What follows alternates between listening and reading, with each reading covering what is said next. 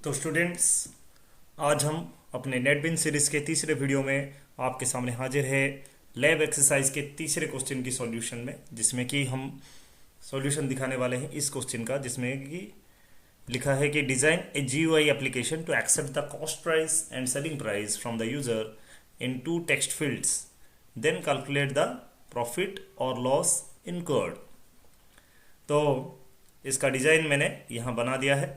पहले टेस्ट कर लेते हैं क्या ये हम दिखाने वाले हैं रिजल्ट, फिर आपको कोडिंग भी बताएंगे। इसके बाद देखिए, यहाँ दो टेक्स्ट फील्ड है, आप देख सकते हैं। यहाँ पे मैं पहले कॉस्ट प्राइस डाल रहा हूँ 200 रुपये, और फिर सेलिंग प्राइस डाल रहा हूँ 500 रुपये।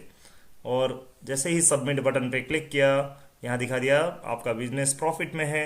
फिर रीसेट बटन दबाता हूँ, उल्टा वाला डालता हूँ, फिर 500, यहाँ 200,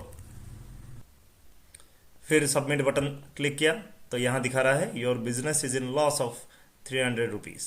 तो ये चीज़ हम अभी कोडिंग क्या है इसका हम देखने वाले हैं। अगर आपको ये यूज़र इंटरफेस डिज़ाइन कैसे करते हैं ये जानना है, तो आप मेरा इस सीरीज़ का पहला वीडियो देख सकते हैं, जिसमें कि मैंने डिटेल में बताया है कैसे टेक्स्ट फील्ड लाते हैं, कैसे लेबल्स लाते हैं, फिर बटन्स, ये जो बटन्स है सबमिट, रीसेट, फिर ये टेक्स्ट एरिया कैसे लाते हैं। आप इसका पूरा डिटेल में देख सकते हैं उस वीडियो में। अभी फ़िलहाल मैं चलता हूँ कोडिंग में।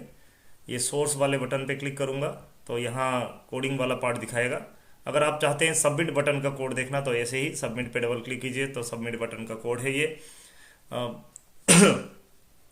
यहाँ पे मैंने डबल वेरिएबल लिया है, CP कॉस्ट प्राइस के लिए, SP सेलिंग प्राइस के लिए। फिर रिजल्ट जो है दोनों में सब्ट्रैक्ट करूँगा तो रिजल्ट क्या आएगा उसके लिए।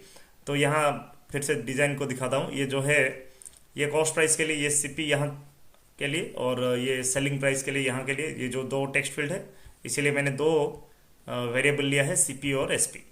तो उसके बाद यहाँ पे मैंने टेक्स्ट फील्ड 1 से गेट टेक्स्ट मेथड यूज़ करके यहाँ पे जो ये टेक्स्ट फील्ड 1 है इसका इनपुट ले लिया CP में, और ये जो टेक्स्ट फील्ड 2 है, ये दूसरा टेक्स्ट फील्ड है, इसका मैंने ले लिया किस में, SP में, सेलिंग प्राइस SP। दोनों का मैं दिखा देता हूँ आपको। इसका जो चेंज वेरिएबल नेम, यहाँ देखिए दोनों का वेरिएबल नेम मैंने TF1 और TF2 दिया हुआ है। तो इसीलिए मैंने यहाँ लिखा है CP में TF1 डॉट गेट टेक्स्ट और SP में TF2 डॉट गेट टेक्स्ट। उसके बाद हमने सेलिंग प्राइस से कॉस्ट प्राइस को माइनस किया। यहाँ देखिए माइनस करता हूँ तो जो रिजल्ट आया उसको एक रिजल्ट वेरिएबल में स्टोर किया। और ये जो RES बोल के एक वेरिएबल है, जिसमें कि मैं दिखाने वाला हूँ प्रॉफिट है या लॉस है, उसको स्टोर करने के लिए मैंने यहाँ बनाया है स्ट्रिंग वेरिएबल। तो पहले टेस्ट करेंगे कि जो रिजल्ट है सेलिंग प्राइस और कॉस्ट प्राइस को माइनस करने के बाद अगर वो 0 से ज़्यादा आता है, 0 से ज़्यादा आता है, तो डेफिनेटली वो प्रॉफिट में है। सेलिंग प्राइस जो जितने रुपए में बेचा, कॉस्ट प्राइस होता है जितने रुपए में खरीदा। अगर जितने रुपए में बेचा वो ज़्यादा है जितने में खरीदा, तब डेफिनेटली आपका रिजल्ट पॉजिटिव रहेगा, तो वो 0 से ज़्यादा रहेगा। तो उस केस में मैंने RES वेरिएबल को सेट कर दिया प्रॉफिट बोल के। उसी के जो उल्टा है, जो मतलब जब रिजल्ट का वेरिएबल लेस देन 0 होगा, अगर जितने में बेचा वो कम है जितने में खरीदा, SP का वैल्यू कम है CP से, तब रिजल्ट हमारा नेगेटिव रहेगा, तो वो लॉस होगा वहाँ पे। अगर ये दोनों नहीं होता, इसका मतलब क्या है, एल्स पार्ट में मैंने लिख दिया है कि नेदर प्रॉफिट नॉर लॉस। जितने में खरीदा उतने में ही बेच दिया मैंने, तो ना मेरा प्रॉफिट हुआ ना लॉस हुआ, वो मैंने एल्स पार्ट में लिख दिया है। फाइनली तीनों का चेक करने के बाद जो रिजल्ट RES में स्टोर हुआ है, किसी का भी इधर इफ पार्ट या एल्स इफ पार्ट या एल्स पार्ट, तीनों में से कोई भी एक एग्जीक्यूट होगा तो RES का वैल्यू कुछ ना कुछ आएगा, जो कि मैं यहाँ टेक्स्ट एरिया जो है, यहाँ पे सेट टेक्स्ट मेथड के जरिए टेक्स्ट एरिया 1, जो ये देखिए ये जो नीचे है येलो कलर में दिख रहा है, इसका मैंने वेरिएबल का नाम दिया है। मैं आपको दिखा देता हूँ। इसका जो वेरिएबल नाम मैंने दिया है TA1। जो ये टेक्स्ट एरिया 1 का वेरिएबल नेम है TA1, उसमें मैंने क्या किया है, ये सेट किया है text, your business is in RES. RES मतलब इधर प्रॉफिट होगा या लॉस होगा, या नेदर प्रॉफिट नॉर लॉस, जो भी उसका रिजल्ट है वो यहाँ आएगा। और कितने रुपए का प्रॉफिट या लॉस है वो आज रिजल्ट जो वेरिएबल है उसमें स्टोर हुआ है वो दिखा देगा यहाँ पे।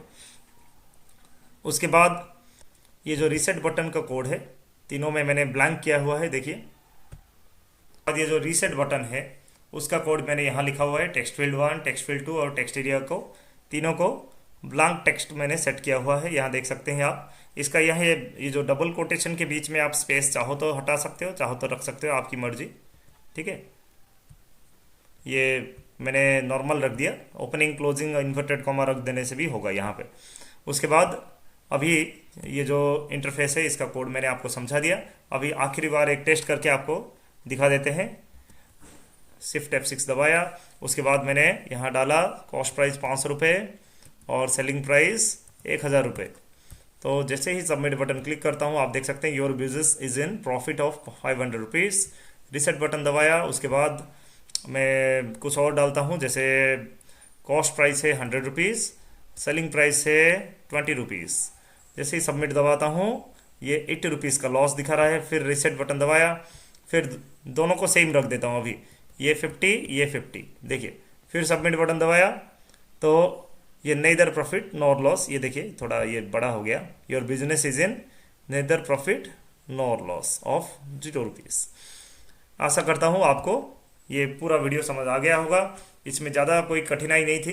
तो आशा करता हूँ जो भी चीज़ें मैंने आपको इस कोड में समझाया, ये सोर्स कोड में, आपको बेहतर तरीके से समझ में आ गया होगा। कोई भी डाउट हो तो कमेंट बॉक्स खुला हुआ है, आप उसमें अपना डाउट्स लिख के भेज सकते हैं।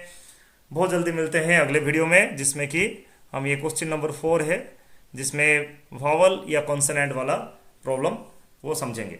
तो तब तक के लिए धन्यवाद। Thanks for watching my videos. Bye bye.